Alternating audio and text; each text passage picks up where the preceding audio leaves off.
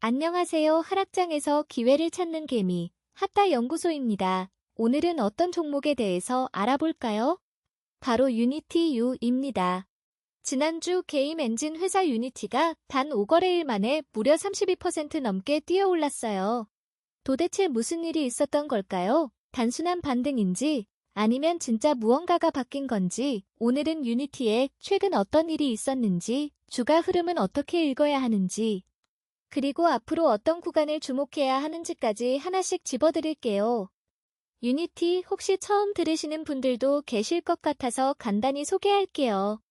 여러분이 스마트폰으로 즐기는 모바일 게임들, 상당수가 유니티 엔진으로 만들어졌어요. 게임 개발자들이 게임을 만들 때 쓰는 소프트웨어 플랫폼이라고 보시면 돼요.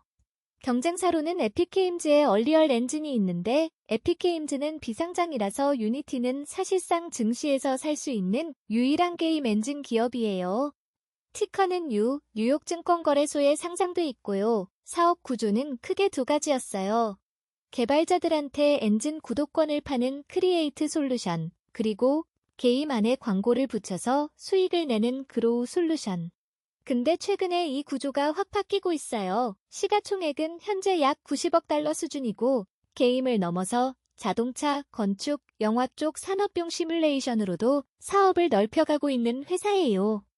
자, 그럼 이번 주 주가를 움직인 핵심 이슈들을 하나씩 풀어볼게요. 첫 번째로 가장 중요한 뉴스예요. 3월 26일 유니티가 깜짝 발표를 했어요. 1분기 실적이 회사가 제시한 가이던스를 상회했고 동시에 수익성이 낮은 레거시 광고 사업 2개 부문에서 완전히 철수하겠다고 선언한 거예요. 이게 왜 중요하냐면 그동안 유니티의 발목을 잡던 게 바로 이 낮은 마진의 광고 사업이었거든요. 시장은 이걸 단순한 사업 축소가 아니라 드디어 유니티가 수익성 중심으로 체질을 바꾸겠다는 신호로 읽은 거예요. 결과는 폭발적이었어요. 3월 27일 하루에만 거래량이 5,400만 주를 넘어서면서 주가가 무려 13.5% 급등했어요. 두 번째로 주목할 점은 이후 흐름이에요. 이 발표 하나로 끝난 게 아니라 3월 30일, 31일, 4월 1일, 2일까지 5거래일 연속 상승이 이어지면서 저점 대비 총 32.8% 올라간 거예요. 심플라이올, ST 같은 외신들도 레거시 광고 철수 후 고마진 부문 집중이라는 표현으로 이번 재편의 의미를 집중 조명했어요. 세 번째로 보면 사실 이 급등 이전에는 주가가 꽤 힘든 시간을 보냈어요. 3월 초에 21달러를 넘었다가 다시 3월 26일에 17달러 초반까지 내려앉았거든요. 그때 트래피즈라는 분석 매체는 29% 폭락, 기회인가 함정인가라는 제목의 글을 냈을 정도예요. 반면 시킹 알파는 그 시기를 오히려 기다려온 밸류에이션 리셋의 순간이라며 중장기 투자자한테는 매력적인 진입 구간일 수 있다고 봤고요. 결과적으로 17달러 저점이 이번 반등의 출발점이 된 셈이에요. 매크로 환경도 잠깐 짚고 넘어갈게요. 연준 쪽에서 올해 금리가 약 1%포인트 인하될 수 있다는 발언이 나왔는데 이건 적자 성장주인 유니티한테는 우호적인 환경이에요. 다만 이란발 지정학적 리스크가 금리 인하 기대감을 복잡하게 만들고 있다는 점은 변수로 남아있어요. 이제 차트 얘기를 해볼게요. 숫자가 좀 나오는데 최대한 쉽게 풀어드릴게요. 먼저 이동평균선부터요. 현재가는 22.75달러인데 20일 이동평균이 19.81달러예요. 현재가가 21선보다 약 15% 위에 있다는 건 단기 추세가 명확하게 위로 꺾였다는 신호예요. 그런데 50일 이동평균은 23.24달러로 현재가보다 살짝 높아요. 딱 0.49달러 차이거든요. 이 51선이 지금 가장 중요한 저항선이에요. 여기를 거래량을 동반해서 뚫느냐 못 뚫느냐가 단기 방향성을 가를 거예요. 200일 이동평균은 34.66달러인데 현재가와 차이가 무려 34%나 나요. 장기 추세 완전 회복까지는 아직 갈 길이 멀다는 얘기예요. 다음은 RSI예요. RSI가 뭐냐면 주가가 과열됐는지 과매도 상태인지를 0에서 100 사이 숫자로 보여주는 지표예요. 70을 넘으면 너무 많이 올랐다는 과매수 신호, 30아래면 너무 많이 떨어진 과매도 신호거든요. 지금 유니티의 RSI는 58.3이에요. 70에는 아직 한참 못 미치는 수준이라서 단기적으로 추가 상승 여력이 아예 없는 건 아닌 상태예요. 먹드는 조금 더 어려운 지표인데요. 쉽게 말하면 주가의 방향성과 힘을 보는 지표예요. 지금 히스토그램이 플러스 0.81을 기록하고 있어요. 마이너스에서 플러스로 전환됐다는 건 모멘터리 매수 방향으로 바뀌었다는 의미거든요. 좋은 신호예요. 그런데 볼린저 밴드를 보면 조금 주의가 필요해요. 볼린저 밴드는 주가의 변동 범위를 나타내는 띠인데 현재가 22.75달러가 이 밴드의 상단인 22.62달러를 살짝 넘어선 상태예요.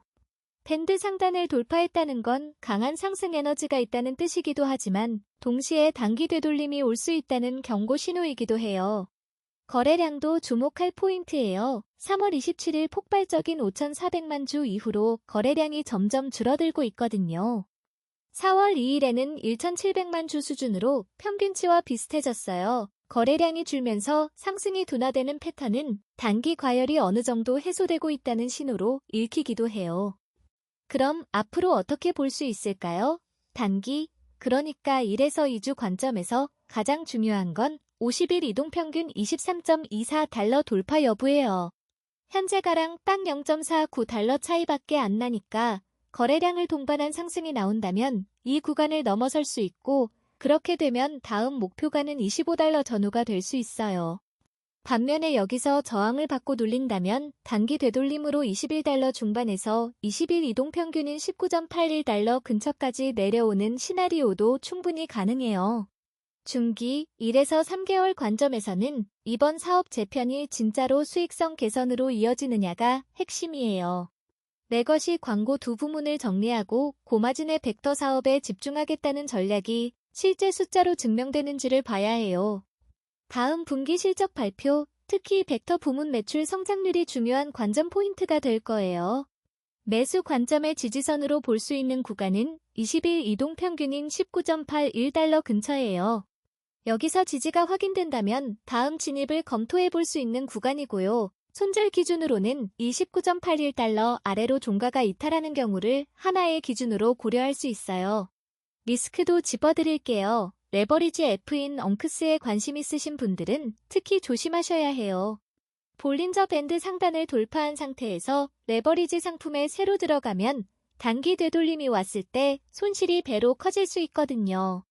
그리고 이란 지정학적 리스크, 연준 금리 인하 경로의 불확실성 같은 매크로 변수들이 기술 성장주 전반의 변동성을 키울 수 있다는 점도 염두에 두셔야 해요.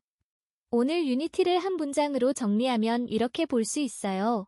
레거시 사업 청산과 고마진 재편이라는 카드로 단기 급반등에는 성공했지만 50일 이동평균 돌파와 실제 실적 증명이라는 두 가지 시험대를 통과해야 비로소 진짜 반전 스토리가 완성되는 거예요.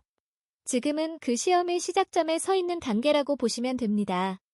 감사합니다. 핫타 연구소였습니다. 모두 부자 되세요.